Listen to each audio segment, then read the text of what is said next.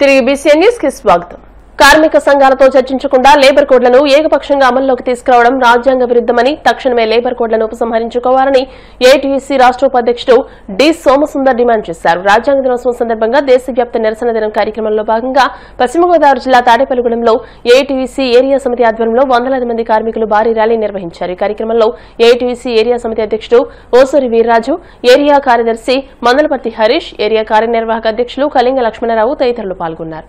November 26వ తారీఖు మన దేశంలో చాలా ముఖ్యమైన రోజు. ఎందుకంటే భారత రాజ్యాంగం ఆమోదం పొందినటువంటి రోజు ఇది. 1949 నవంబర్ 26వ తారీఖున రాజ్యాంగ సభ మన భారత రాజ్యాంగాన్ని ఆమోదించినటువంటి రోజు. అందుకని నవంబర్ 26ని కాన్స్టిట్యూషనల్ డేగా ప్రతి ఏడాది కూడా భారతదేశంలో భారతీయ పౌరులు అనే వాళ్ళందరూ కూడా పార్టీల భేదం లేకుండా, సంఘాల భేదం లేకుండా, ఏ వృత్తిలో ఉన్నా అందరూ కూడా ఈ భారత రాజ్యాంగ దినోత్సవాన్ని జరుపుకుంటూ ఉంటారు. ఈ రోజున కేంద్ర కార్మిక సంఘాలు, అలాగే ఒక 400-500 స్వతంత్ర ఫెడరేషన్లు, అలాగే ఢిల్లీలో చారిత్రాత్మకమైన రైతు పోరాటాన్ని నిర్వహించిన సంయుక్త కిసాన్ మోర్చా, వీళ్ళందరూ కూడా ఈ రోజుని రాజ్యాంగాన్ని కాపాడాలి అనే నినాదంతో దేశవ్యాప్తంగా నిరసన దినాన్ని ఈ రోజు నిర్వహిస్తూ ఉన్నారు.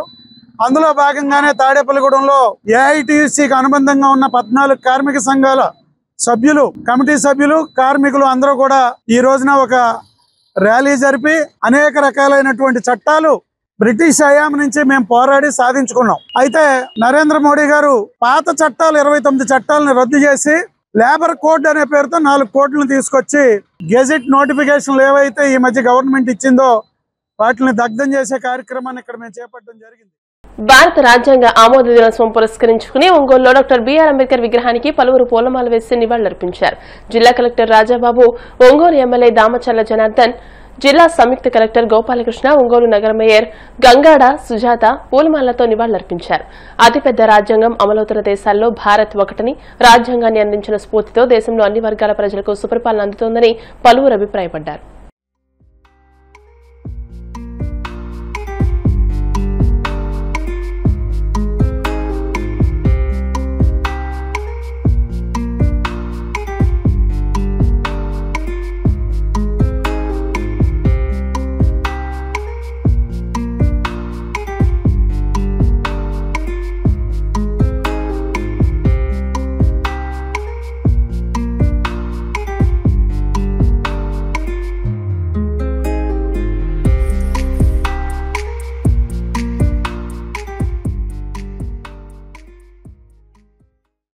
బ్రిటిష్ వాళ్ళు మన భారతదేశాన్ని వదిలి వెళ్ళిన తర్వాత మనము స్వయంగా పరిపాలన సాగించుకోవడానికి మనకంటూ ఒక రాజ్యాంగాన్ని నిర్మించుకొని ప్రపంచంలోనే అతిపెద్ద రాజ్యాంగంగా ప్రజాస్వామ్యం ఉన్నటువంటి దేశంగా దీన్ని తీర్చిదిద్దుకుంటూ ఈరోజు కూడా ఆ రాజ్యాంగం ప్రపంచంలోనే ది బెస్ట్ కాన్స్టిట్యూషన్గా కొనియాడబడుతున్నటువంటి భారత రాజ్యాంగం ఈరోజు నవంబర్ 26 75 సంవత్సరాలకు ముందు మనము ప్రజలు తమకు తామే మాకు ఈ రాజ్యాంగం కావాలని చెప్పేసి మనకు మనమే సమర్పించుకున్నటువంటి రోజు.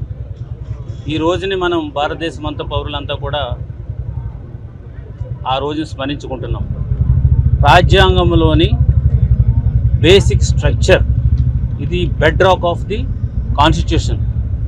సో దీని ద్వారా అనేక జాతులు, అనేక మతాలు, అనేక భిన్నమైనటువంటి భావాలు, తర్వాత అనేక భిన్నమైనటువంటి భాషలు మాట్లాడుతూ అనేక భిన్నమైనటువంటి సంస్కృతులతో ఉన్నటువంటి భారతదేశాన్ని ఒకటిగా నిలబెట్టడానికి, అందరినీ కూడా సమానంగా గౌరవించడానికి చేసుకున్నటువంటి బేసిక్ స్ట్రక్చర్ ఇది. సో ఈ స్ట్రక్చర్ ఎంత గట్టిగా మనకి ఉన్నది అని అంటే కనుక దీనికి సంబంధించినటువంటి అంశానికి వచ్చినటువంటి ఏ ఇష్యూ అయినా సరే అది పార్లమెంట్ కానీ శాసనసభలు కానీ దీనికి భిన్నంగా చేసినటువంటి ఏ చట్టము కూడా చెల్లదన్నటువంటి న్యాయాన్ని మనకి ఇస్తూ దినదినము కూడా దీన్ని స్ట్రెంథన్ చేసుకుంటూ మనం సుమారు 100 అమెండ్మెంట్లన్నీ చేసుకున్నాము.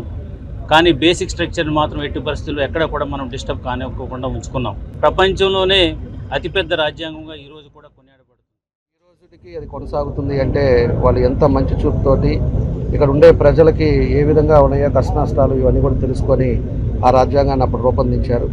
ఆ రూపొందించిన దాంట్లో ఈ రోజుకి కూడా ఎక్కడా మార్పులు లేకుండా కొనసాగుతూ అన్ని విధాలుగా కూడా ప్రభుత్వాలు మారచ్చు, లేకపోతే అన్నీ ఏదైనా రావచ్చు, కానీ ఆ రాజ్యాంగంలోనే దానికి అనుకూలంగా వాళ్ళు చేసిన ఆ రోజు రాబోయే రోజుల్లో ఏ విధంగా ఉంటుందో అది గుర్తుపెట్టుకొని వాళ్ళు చేసిన రాజ్యాంగాన్ని ఈ రోజు కూడా అమలుపరుస్తున్నారు. కాబట్టి ఈరోజు మనం ప్రశాంతమైన వాతావరణంలో ఈరోజు అన్ని విధాలుగా కూడా ముందుకెళ్ళడం జరుగుతుందని చెప్పి కూడా మేము ఈ సందర్భంగా రాజకీయ పార్టీ ఏర్పాటుపై తెలంగాణ జాగృతి అధ్యక్షురాలు కల్వకుంట్ల కవిత స్పందించారు. పార్టీ ఏర్పాటుపై ఇంకా నిర్ణయం తీసుకోలేదని, అయితే మహిళల నుంచి పార్టీ పెట్టాలనే డిమాండ్ ఎక్కువగా వస్తుందని ఆమె అన్నారు. పార్టీ అనేది ఎప్పుడైనా పెట్టవచ్చు, కానీ ప్రజల సమస్యలు తీర్చేలా ఏ పార్టీ అయినా ఉండాలని వ్యాఖ్యానించారు. బీసీ రిజర్వేషన్లపై కాంగ్రెస్ ప్రభుత్వం మాట తప్పిందని విమర్శించారు. బీసీ రిజర్వేషన్లకు సంబంధించిన నివేదిక ఎంత తప్పులు తడకగా ఉంటే బీజేపీ ఎందుకు మాట్లాడడం లేదని ప్రశ్నించారు. ఇక ప్రధాన ప్రతిపక్షం బీఆర్ఎస్ గురించి తాను మాట్లాడనని, తాను మాట్లాడితే వారు బద్నాం చేస్తారని విమర్శించారు. మొత్తం యావత్ ఉమ్మడి ఖమ్మం జిల్లాలో కేవలం ఒకే ఒక కొత్తగూడెంలో బీసీ ఎమ్మెల్యే గెలిచిండ్రు. కొత్తగూడెం తప్ప బీసీలకు ఎక్కడ ఆ జిల్లా ఉమ్మడి జిల్లాలో స్థానం లేకుండే.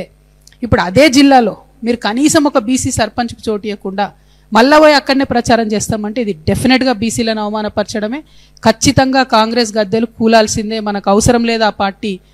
ఇవాళ బీసీలు ముందడిగేసి చైతన్యం నింపుకొని కాంగ్రెస్ మీద యుద్ధం చేస్తే తప్పితే మనకు రిజర్వేషన్ రావు. ఏం చెప్పారు ముఖ్యమంత్రి గారు? నేను అఖిలపక్షాన్ని తీసుకుపోయి ఢిల్లీలో కూర్చోబెడతా అన్నారు. బడే అని చెప్పి బడే బాతా బోలే. ఒక్కసారన్నా మోడీని అడిగిండ్రా మీరు? కనీసం ఒక్క లెటర్ అన్న మీరు చూసిరానా? ఇంతమంది మీడియా మిత్రులు not even a single letter to Modiji asking for speed up in the process. ఎందుకు? జయలలిత గారు అప్పుడు పోయి 20 రోజులు కూర్చొని బలవంతంగా చేపించుకొని వచ్చింది పివి నరసింహారావు గారితో. ఏది మీ చిత్తశుద్ధి ఎక్కడుంది? ఎప్పుడు ఫైట్ చేసిరు మీరు బీసీల కోసం? ఎందుకు వేయాలి బీసీలు మీ కోట్లు? నేను మా బీసీ అన్నదమ్ములు కోరుతా ఉన్నా, ఎక్కడెక్కడైతే అన్రిజర్వ్డ్ మొత్తం గ్రామ పంచాయతీలు ఉన్నాయో అన్ని చోట్ల బీసీలు నామినేషన్ వేయండి. అన్నిటికన్నీ మొత్తం బీసీలే గెలవాలి. ఈ పార్టీ ఆ పార్టీ అని చూసేది లేదు. అన్నిటికన్ని చోట్ల బీసీలు గెలవాలి. అప్పుడు కానీ బుద్ధి రాదు అన్ని పార్టీలకి. ఒక పార్టీ వాళ్ళేమో నిద్రపోతారు, లేవరు. ఇంకో పార్టీ వాళ్ళు ఎవరైతే చెయ్యానో వాళ్ళు మాటనే మాట్లాడరు. ఇంతవరకు రియాక్షన్ లేదండి. ఇంత తప్పుల తడకగా వస్తే భారతీయ జనతా పార్టీ నుంచి ఇంతవరకు కనీసం రియాక్షన్ లేదు. అంటే కళ్ళెదుట ఇన్ని ప్రొసీజర్స్ వైలేషన్ అవుతుంటే, ఇంత తప్పు డేటా వస్తుంటే బీజేపీ రియాక్ట్ కాదు. ఇక ప్రతిపక్షం సంగతి నేను మాట్లాడితే నన్ను బదనాం చేస్తారు అందరు.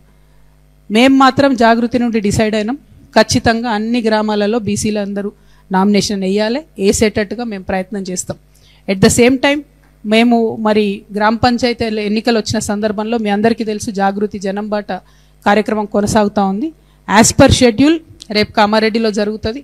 కానీ కామారెడ్డి తర్వాత ఉండేటటువంటి షెడ్యూల్లో మేము స్వల్ప మార్పు చేసుకొని అది గ్రామాలలో కాకుండా జాగృతి జనంబాట కంప్లీట్ హైదరాబాద్ పట్టణంలో కొనసాగే విధంగా జిహెచ్ఎంసీ పరిధిలో ఉన్నటువంటి 15 నియోజకవర్గాల్లో కూడా ఈ 15-16 రోజులు జిహెచ్ఎంసీలో నిర్వహించుకుంటాం. ఆ తర్వాత యథాతథంగా మళ్ళీ జిల్లాల నుంచి రెజ్యూమ్ చేసుకునే విధంగా మా యొక్క జనంబాట కార్యక్రమాన్ని స్వల్పంగా మార్చుకుంటా ఉన్నాం.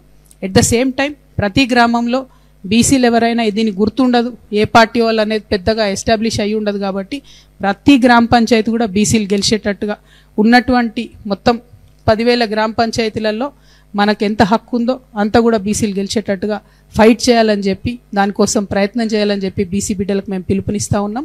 సర్పంచ్ ఎన్నికలలో పార్టీలే లేవు కదన్న, బీసీలందరూ మా వాళ్ళే. కాబట్టి ఖచ్చితంగా బీసీలందరినీ కూడా పెద్ద ఎత్తున నామినేషన్లు వేయమని నేను కోరుతున్నాను. ఏ పార్టీలు ఉన్నా బీసీలంతా జాగృత వాళ్ళే.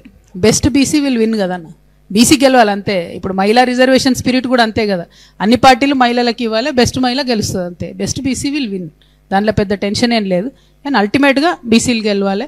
ఈ బీసీలతోని ఆడుకుంటే బీసీలు ఏమన్నారులే అని ఏదైతే కాంగ్రెస్ పార్టీ అనుకుంటుందో కొద్దిగా మనం గట్టిగా బలంగా బుద్ధి చెప్పాల్సినటువంటి అవసరం ఉందని మాత్రం నేను బీసీ బిడ్డలందరూ కూడా పిలిపిస్తాను. ఈ మహేశ్వర్ రెడ్డి గారు అనే వ్యక్తి వారిని నేను ఇంతవరకు విమర్శించలేదు. అసలు నేను నిర్మలే ఓలే, ఇంకా ఏ జిల్లాకు పోతే అక్కడ ఉన్నటువంటి వాళ్ళ గురించి మేము డిస్కస్ చేస్తున్నాం. అసందర్భంగా మాట్లాడడం నాకు అలవాట్లేదు. ఒక వ్యక్తిని అంటే వీరికి ఎందుకు కోపం వస్తుందో నాకు అర్థమవుతలేదు. సో అది ఎక్కడో స్విచ్ చేస్తే ఎక్కడో లైట్ వెలుగుతుంది అన్నట్టు, నేను ఎవరినో విమర్శ చేస్తే ఏ లైట్ మహేశ్వర్ రెడ్డి అన్న వచ్చి నన్ను ఎందుకు విమర్శ చేస్తున్నా నాకు ఇంతవరకు అర్థమవుతలేదు అసలు. First of all, second of all, ఆయన అన్నటువంటి దాంట్లో ఏదైనా వాస్తవం ఉంటే నేను ఈ పాటికే స్పందించేదాన్ని. అదంతా ఉట్టి ఫేక్ ప్రచారం కాబట్టి నేను లైట్ తీసుకున్నాను. మామూలుగా ఏదో సోషల్ మీడియాలో టైంపాస్కి ట్రోల్ చేసి అకౌంట్లు పెట్టే డేటా తీసుకొని భారతీయ జనతా పార్టీ యొక్క ఫ్లోర్ లీడర్ గారు మాట్లాడడం అంటే చాలా అన్యాయం. కనీసం అర్థం పర్థం దాని వెనుక ఏదైనా కొద్దిగా కొంచెమని ఏదైనా ఉండాలి. ఏం లేకుండా ఆయన ఇష్టం వచ్చినట్టు మాట్లాడితే నేను స్పందిస్తలేను. డెఫినెట్గా ఏమైనా స్పందించే అంశం ఉంటే స్పందిస్తా. అవుట్ రైట్గా నేను మళ్ళీ చెప్తున్నా, నా మీద ఏ ఆరోపణ వచ్చినా నేనే జవాబిచ్చుకుంటా. కొంతమందిలాగా నేను దాచుకోవడాలో నేను మళ్ళీ చెప్తా తెల్లారి చెప్తా అనడం కుదరదు. నా మీద వస్తే ఆరోపణ నేనే చెప్తాను. ఇప్పుడు నేనేమంటున్నా, నిరంజన్ రెడ్డి గారు ఒక మంచి ఒరవడికి శ్రీకారం చుట్టారు. వారి మీద నేను ఒక అభియోగం చేసినా వారు బయటకు వచ్చి రిప్లై ఇచ్చారు. వారిలాగానే మిగతా పెద్దలు కూడా బయటకు వచ్చి రిప్లై ఇస్తే బాగుంటుంది. ఈ రాష్ట్రంలో ఒక మంచి ట్రెండ్ స్టార్ట్ అవుతుంది. First thing. Second thing, Niranjan Reddy uncle మీద నేను చెప్పిన వాటిలో నాకంటే ఎక్కువ మీ మీడియా మిత్రులు వేసినాయే వందలాది ప్రూఫ్స్ ఉన్నాయి. ఒకటి. రెండు, నేను మళ్ళీ మాట్లాడేటటువంటి సందర్భంలో వారిని నేను ఎక్కడ తప్పు చేసినా ఏది తప్పు అన్నది చెప్పలేదు. చెప్పేదానికి ఎప్పటికప్పుడు జవాబు చెప్తూనే ఉంటా. ఇప్పుడు నేను దాని మీద మాట్లాడట్లేదు బ్రదర్. బట్ రేపు ఎల్లుండి ఎప్పుడు సందర్భం వస్తే అప్పుడు నేను ఎక్కడైనా తప్పు అలిగేషన్ చేసినా అనుకుంటే డెఫినెట్గా దాన్ని నేను జవాబిస్తాను. వార్తలు ముగించే ముందు ముఖ్యాంశాలు మరోసారి. గ్రామాలకు పల్లె పండుగ 2.0 తీసుకొచ్చిన ఉప ముఖ్యమంత్రి పవన్ కళ్యాణ్. రాజోలు నియోజకవర్గం శివకోడులో పల్లెల్లో 6,787 కోట్లతో అభివృద్ధి పనులకు శ్రీకారం.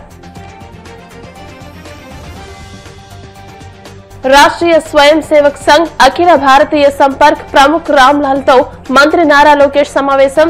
ఆర్ఎస్ఎస్ శతాబ్ది ఉత్సవాల్లో భాగంగా భేటీ. వైసీపీ కేంద్ర కార్యాలయంలో ఘనంగా భారత రాజ్యాంగ ఆమోద దినోత్సవ వేడుకలు.